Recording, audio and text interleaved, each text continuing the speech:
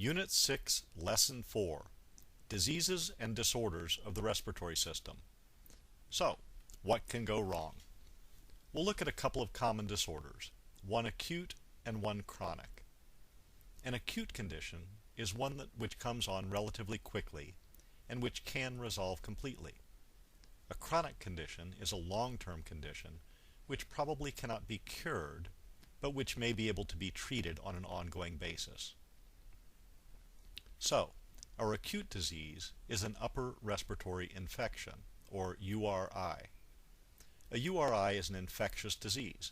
In other words, you catch it from someone else, and you'll probably pass it on as well. It involves the upper respiratory system, including the nose, sinuses, pharynx, and larynx. It can include such conditions as tonsillitis, pharyngitis, sinusitis, and the common cold, also known as acute coryza. As the middle ear is connected to the nasal cavity via the eustachian tube, a URI can also include a middle ear infection, or otitis media. Treatment for URIs depends on the cause. If it is a viral infection, like the common cold, tincture of thyme is the only cure. In the meantime, though, palliative care can be offered. Palliative comes from the Latin word to cloak, and palliative care is concerned with the treatment or cloaking of symptoms.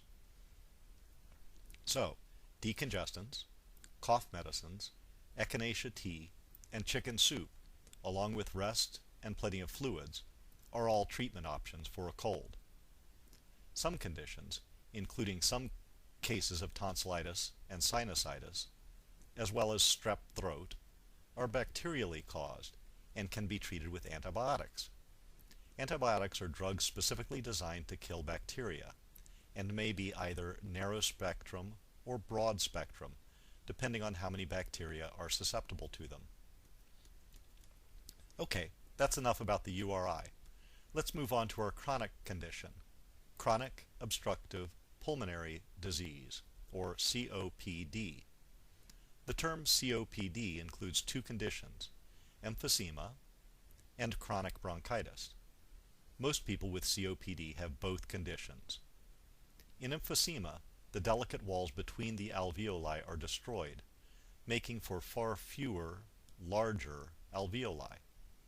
They also lose much of their elasticity, making it harder for them to stretch to accept fresh air or to contract to expel old air. With chronic bronchitis, the airways leading to the alveoli are chronically and constantly irritated and inflamed.